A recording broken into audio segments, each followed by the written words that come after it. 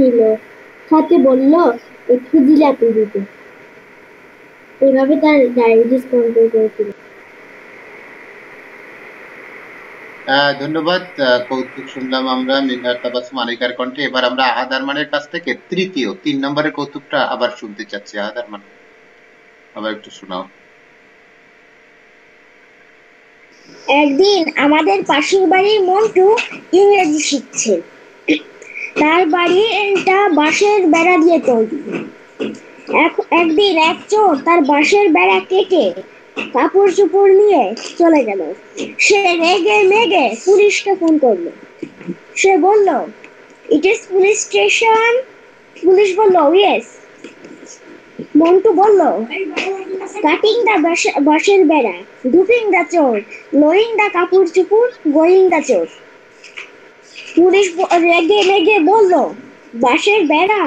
মন্টু বলল, বাঁশের বেড়া খাড়া খাড়া, উপরে পেরেক মারা। ধন্যবাদ। Okay, thank you very much. Montu খুবই ইংলিশ শিখছে, যেহেতু প্রথম ইংলিশ শিখছে, ইংলিশ বাংলা মিলিয়ে খুব একটি মজার কৌতুক আমরা শুনলাম। ধন্যবাদ মন্টুর প্রতিবেশী আহাদ আরমানের কাছ থেকে। এবার বন্ধুরা চলো আমরা একটু বাড়ির কাজগুলো দেখে নিই গণিত ক্লাসে। গণিত ক্লাসে তোমাদের সবাইকে স্বাগত জানাচ্ছি। আর এ পর্যায়ে তোমরা একটু বাড়ির কাজ, স্যার আমার বাড়ির কাজ শেষ হয়ে গিয়েছে। ক্যামেরার সামনে একটু করো, বাড়ির কাজগুলো আমরা দেখে নিই। আহাদ আরমানের কাজ দেখি। বাংলা ক্লাস শেষ হয়ে গিয়েছে। হ্যাঁ, শেষ হয়েছে।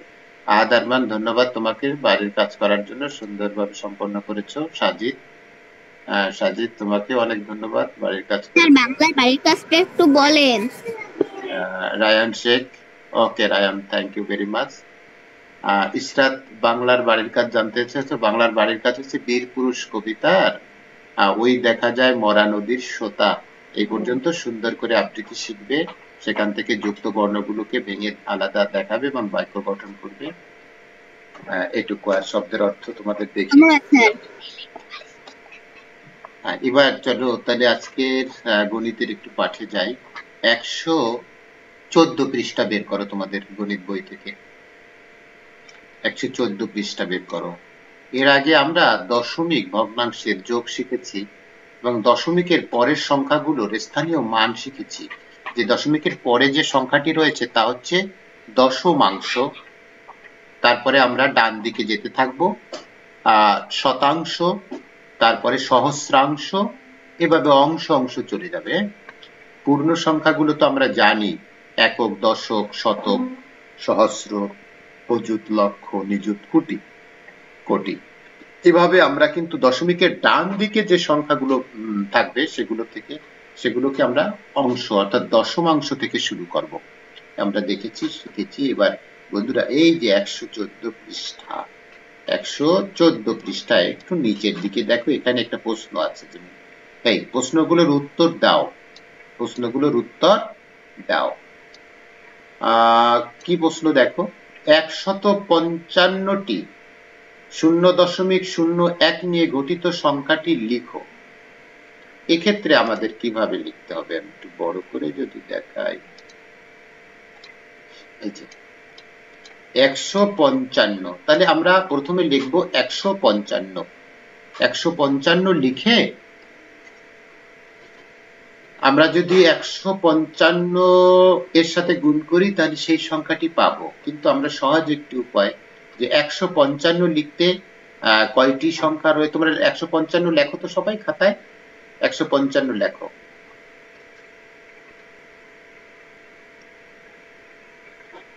এই 155 লিখেছো খাতায়? দেখাও তো 155।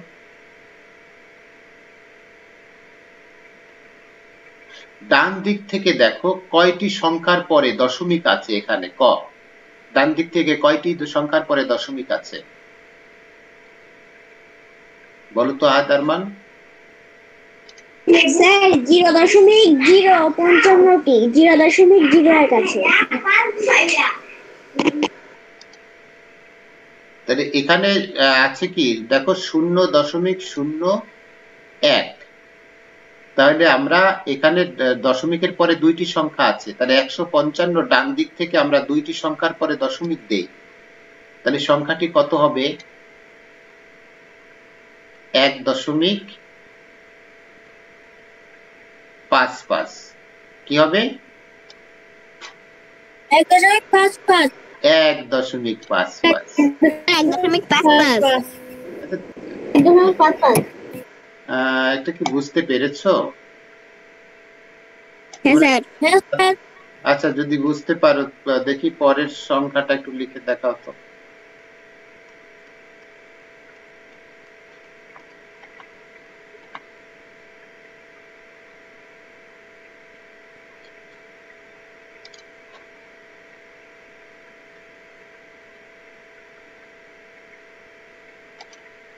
আচ্ছা, মনে করো আমি যদি একটা প্রশ্ন সমস্যা বলি যে মনে করো এই যে 120 লিখলাম, 120 জন লোকে 5 টাকা করে চাঁদা দিয়েছে, তাহলে কত চাঁদা হয়েছে? সেক্ষেত্রে আমরা কি করব? 120 গুণ 5 দেব, তাই তো? আমরা গুণ করলে এটা পেয়ে যাব। যেমন গুণ করি, 5 শূন্য গুণী 0, 5 দুগুণী 10-এর 0, আর 5 1-কে 5, আর হাতের ওই যে 10 হাতের 1 6, তাহলে 600 হলো গুণ করলে। আচ্ছা, এবার 600, কিন্তু আমরা যদি কখনো চিন্তা করি যে এখানে দশমিক, এখানে তো 5 দিয়ে গুণ করেছি, যদি দশমিক 5 দিয়ে গুণ করি তাহলে কি হবে? এই 600ই হবে, কিন্তু এই দশমিকটা বসাতে হবে, অর্থাৎ একটা সংখ্যার পরে দশমিক, একটা সংখ্যার বামে দশমিক, আমরা তাহলে এই একক থেকে একটা সংখ্যার পরে দশমিক বসাই দেব, তাহলে হলো কি 60.00। এটা আমরা গুণ করে পেয়ে থাকি। আমাদের সহজ একটা বুদ্ধি বলছিলাম যে দ্বিতীয় অঙ্কটি তোমাদের করতে দিয়েছিলাম, দেখি তোমরা 155টি এই যে সহস্রাংশ নিয়ে গঠিত সংখ্যাটি কত? তাহলে 155 সহস্রাংশ, তাহলে দশমিক, এক্ষেত্রে আমরা কি করব দেখো।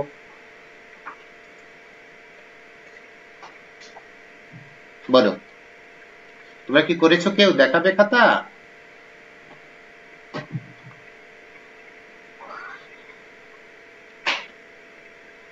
আচ্ছা, তোমরা কি গুণ করতে পারো 155 সাথে? 0.155 হবে। একদম সঠিক বলেছো, ধন্যবাদ। আচ্ছা, তোমরা কিভাবে পেলে? গুণ করে পেলে, এই তো, গুণ করে, অর্থাৎ দশমিকের গুণ এখনো শিখাইনি। তা না শিখাইলে আমরা সহজে বুঝবো কিভাবে যে 155টি এত নিয়ে, তাহলে আমরা 155 লিখবো। আগে আমরা লিখবো কত? 155 লিখলাম, এই যে 1 5 5। এবার আমরা দেখলাম যে এখানে দশমিকের পরে কয়টি সংখ্যা আছে দেখো। দশমিকের পরে ইসরাত দশমিক 3টি আছে। কয়টি আছে? 3টি আছে। 3টি। তাহলে এখানে দেখো 1 2 3, তাহলে এইখানে আমরা দশমিকে যদি দেই, তাহলে দেখো দশমিকের পরে কয়টি সংখ্যা থাকে? 3টি। এখন দশমিকের দশমিক দিয়েই শুরু হবে না, তাহলে দশমিকের বাম পাশে একটা কি দেব?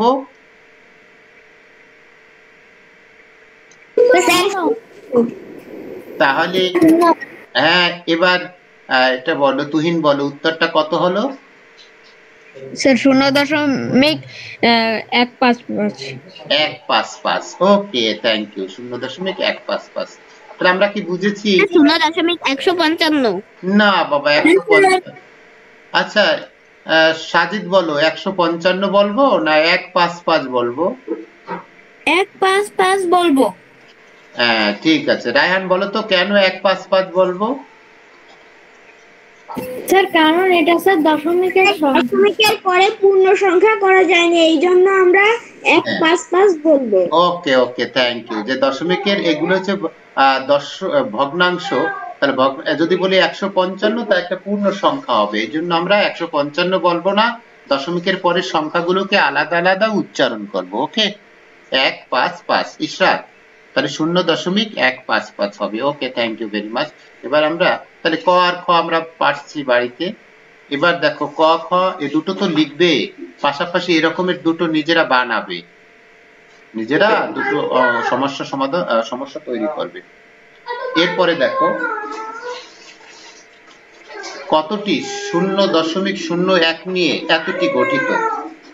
এবার কিন্তু তোমার উত্তরটা দেয়া আছে।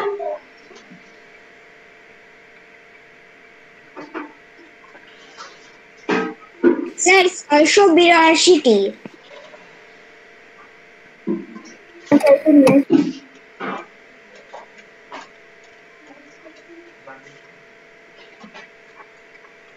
এই সংখ্যা এই অঙ্কটা আমরা যদি সমাধান করতে চাই সেক্ষেত্রে আমাদের বিপরীত করতে হবে, ভাগ ভাগ দিতে হবে। যেমন ভাবে যদি বলি যে কতটি 5 টাকা নিয়ে 50 টাকা হয়, কতটি 5 টাকা নিয়ে 50 টাকা হয়, তাহলে সেক্ষেত্রে আমরা 50-কে 5 দিয়ে ভাগ দিলে পেয়ে যাই যে 10টি 5 টাকা নিয়ে 50 টাকা হয়। ঠিক তেমনি গ নাম্বারটা দেখো, কতটি 0.01 নিয়ে এত গঠিত হয়, তাহলে এটাকে আমরা ভাগ দিতে পারি। তার ভাগ দিলে কি হবে দাঁড়াবে, দেখো শোনা যাচ্ছে না? হ্যালো, শোনা যাবে, একটু চুপচাপ থাকেও তাহলে শোনা যাবে। তাহলে কতটি 0. এত নিয়ে গঠিত, আমরা ভাগ দেব। ভাগ দিলে কি দাঁড়াবে দেখো, আমরা 6.82 কে ভাগ দেব। এর মানে দশমিকটা উঠায় দেব, দশমিক উঠায় দিলে উত্তরটা হবে কি 682। উত্তর কি হবে? 682। বুঝে বলছিস? আচ্ছা, এই যে লিখলাম 6.82, একে আমরা ভাগ দিলাম। ভাগ দিলাম কি 0.01। তাহলে দেখো ভাগের ক্ষেত্রে এই যে দশমিক, সোজা দশমিক থাকলে আমরা দশমিক দশমিক কেটে দিলাম। কেটে দেওয়ার পর কি রইল 0.01। এর মানে 1 দিয়ে যদি ভাগ দিই 682 কে, তাহলে উত্তর কত হয়? 682। তাহলে বাড়ির কাজ হিসাবে তোমার এই অঙ্ক কটা থাকলো, কত থাকবে? এই যে ক খ গ ঘ, আর ক খর মতো আরো দুটো নতুন তোমরা তৈরি করবে। ঠিক আছে, এই কটাই বাড়ির কাজ। এখানে তো 4টা থাকলো, আর ক খর মতো আরো দুটো নিজেরা সমস্যা তৈরি করবে, তাহলে মোট 6টা হবে। এবং 6টা করে দেখাবে, এবার রাফ করে দেখাবে। এই যে আমি যেভাবে রাফ করে দেখালাম এইভাবে করে সঠিকভাবে উত্তরটা নির্ণয় করবে রাফ করে। ওকে, থ্যাংক ইউ ভেরি মাচ।